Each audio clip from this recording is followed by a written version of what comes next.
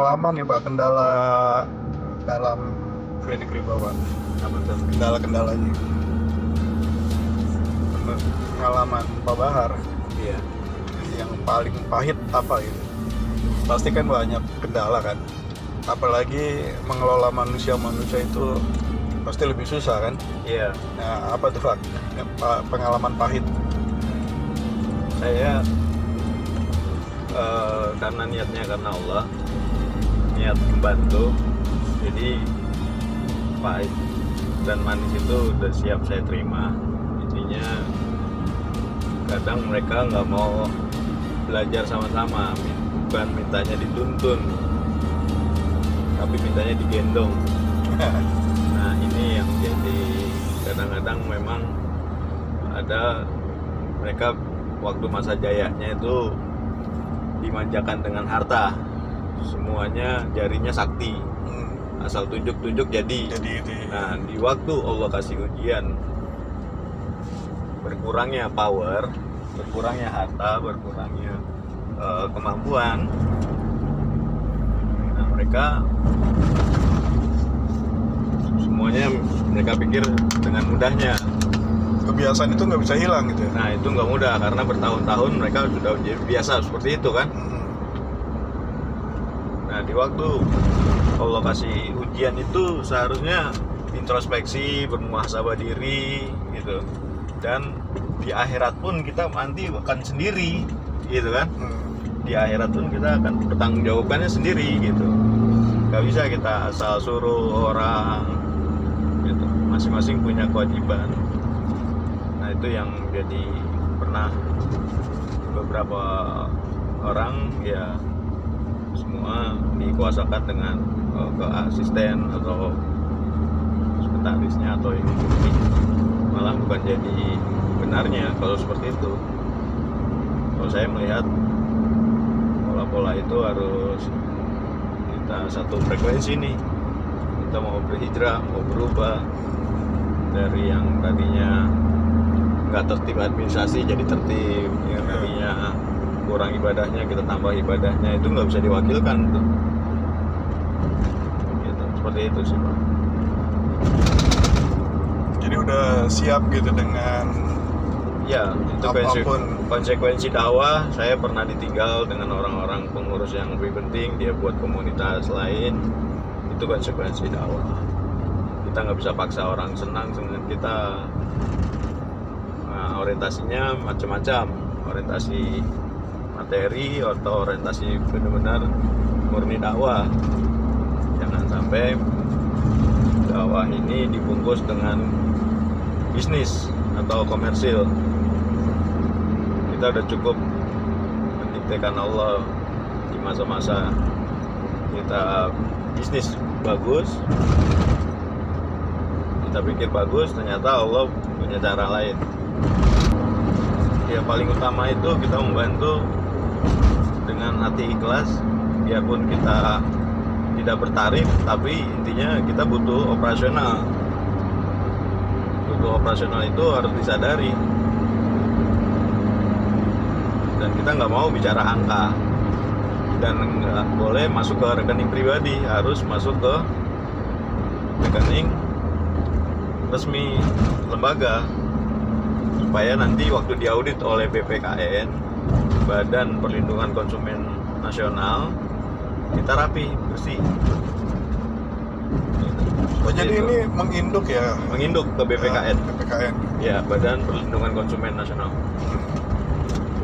Di Kementerian Perdagangan juga ada Dirjen Perlindungan Konsumen. Gitu. Nah, perlindungan konsumen ini kan ada barang, ada jasa. Nah, kalau kita kan di jasa. Kalau dengan YLKI itu? YLKI itu mirip, jadi kita sejajar dengan YLKI. Oh, itu. Yayasan Lembaga Konsumen. Nah, itu di bawah BPKN juga. Jadi LPKSM ini seperti YLKI. Ya, gitu ya? LKI. Wah. Gitu. Dia di bawah BPKN.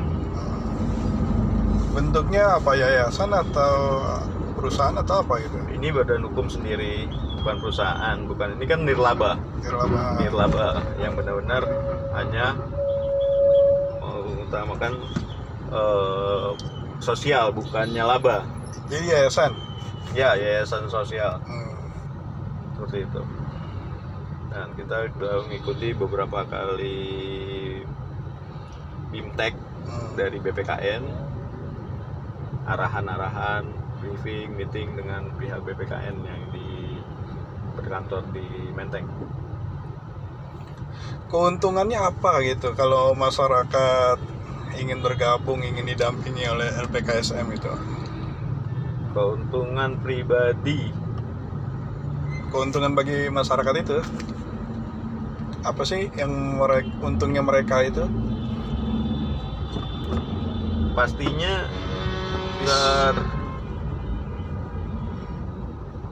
terlindungi ya haknya sebagai nasabah, terlindungi, tidak dizolimi dengan membayar. Emang ada gitu pihak lembaga keuangan yang semena-mena itu? Ada, karena ketidaktahuan nasabah. Contoh, Iya, pengalaman di lapangan gimana nih Pak? Kasus-kasus contoh pengambilan bunga pihak, keluar masuk dana tanpa diketahui oleh nasabahnya, transaksi fiktif namanya itu. Banyak sekali transaksi fiktif menjadi temuan kita, dan pihak lembaga keuangan ini menjaga NPL-nya. Maksudnya transaksi fiktif itu? Transaksi fiktif, jadi pagi dia setor, padahal bukan si nasabah yang setor. Oh, seolah-olah dia bayar. Seolah-olah dia bayar. Oh gitu. Nah, nanti sore diambil lagi, ditarik lagi sama si Tujuannya apa gitu? Jadi Supaya- seolah-olah bank bayarin gitu. betul. Nih udah dibayarkan nih, tolong ganti uangnya gitu. Udah saya belain gitu kan. Oh, jadi lebih kayak punya utang budi gitu ya. Betul. Untuk lebih menekan lagi gitu ya. Betul. Jangan sampai kejadian-kejadian seperti itu membuat kita terjerumus membayar riba lagi. Nah, seperti itu. Banyak sekali tantangan kita dalam hijrah riba ini. Tidak hanya secara internal yang bisa kita kendalikan. Eksternal itu ada yang bisa kita kendalikan, ada yang tidak bisa kita kendalikan. Nah, hal-hal faktor yang tidak bisa kita kendalikan ini, kita harus perbanyak doa dan zikir. Kalau menurut saya, hanya Allah yang bolak-balikan hati manusia, biarpun dia pegawai bank gitu. Tetap yang membolak-balikan hati manusia Allah. Kita jaga itu. Ya, pada intinya banyak ketidaktahuan nasabah diam disangkanya Setuju gitu. bodoh, Oh. kita baik disangka takut sama pihak bank. Memang faktanya masyarakat menganggap pihak bank itu pahlawan ya. Jadi Iya. begitu cair, alhamdulillah, Nah. terima kasih, bahkan ngasih hadiah gitu ya. Jadi ada dua rumusan tuh, karena orang sudah terjebak dalam lingkaran setannya riba itu. Kalau nggak di top up, di take over gitu. Top up itu tidak sanggup bayar bank ya, kondisi bisnis lagi turun ya, karena asetnya masih lebih dari cukup, ditambahkan lagi ya 1-2 miliar ya, Seolah-olah dibantu gitu. seolah-olah dibantu, padahal hanya untuk menutupi bunga sesaat. Dia yang kasih, dia yang tarik, nanti bank yang kasih, bank yang tarik. Itu jahatnya pihak perbankan.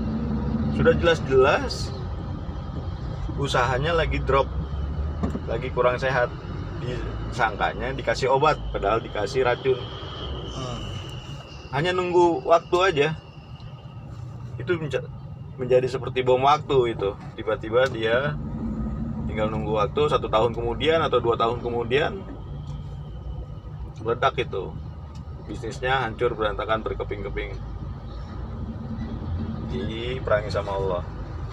Dihancurkan. Secara dunia aja sudah dihancurkan, di mana kalau di akhiratnya nanti. Nah, tadi kan keuntungan masyarakat itu salah satunya diantaranya hak-haknya jadi terlindungi, Iya. sehingga tidak terzolimi gitu kan. Betul. Nah, kalau keuntungan bagi pegiatnya sendiri, apa sih motivasinya gitu?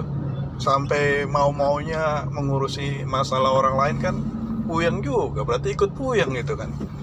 Apalagi banyak orang nih, Pak Bahar nggak kebanyakan pusing gitu, Pak. Ya kan? Ini kan masalah utang orang nih. Iya. Ibarat kata tuh ada motivator yang kita nggak usah mendengarkan keluhan orang. Ibaratnya mereka buang sampah, terus kita jadi menampung sampah keluhan mereka. Iya. Nah, ini bukan menampung sampah lagi nih, keluhan-keluhan yang lebih besar lagi nih kan. Nah, gimana menyikapinya gitu supaya tidak seperti jadi pembuangan sampah lah ibaratnya.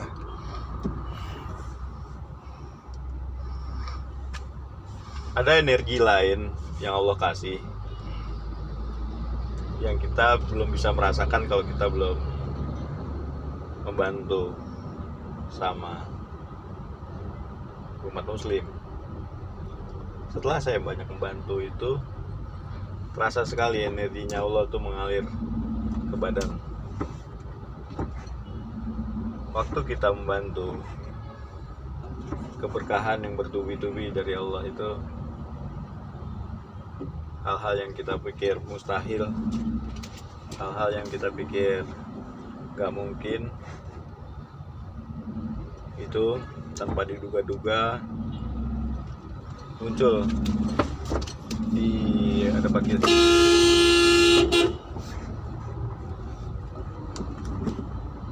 Nah, kemampuan kita tuh memang kita jaga supaya selalu kita bisa menjaga aliran energi membantu orang. Nah, selain dari pahala yang kita berharap,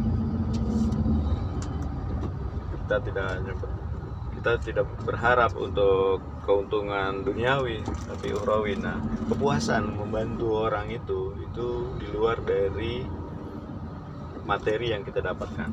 Kepuasan membantu orang itu ya. Ya, ke titik dimana benar-benar mencapai sampai orang tuh terasa sekali dibantu. Tapi akhirnya ini kalau bukan karena Allah yang membantu saya untuk membantu orang, kita nggak ada apa-apanya. Saya selalu berpikir kita tuh nggak bisa apa-apa, nggak punya apa-apa. Kembalikan lagi ke Allah. Nah, di saat kita membalikan lagi ke Allah, itu terasa sekali energi Allah tuh mengalir. Dan kadang terima tamu sampai malam, dari pagi sampai malam kegiatan macam-macam. Itu tamu yang bawa masalah semua tuh. Iya, tapi saya dan istri dan pengurus-pengurus lain juga ngerasa bukan curhatan gitu, bukan mereka bawa sampah, bukan. Itu mereka bawa suatu amanah dari Allah yang harus kita bantu gitu.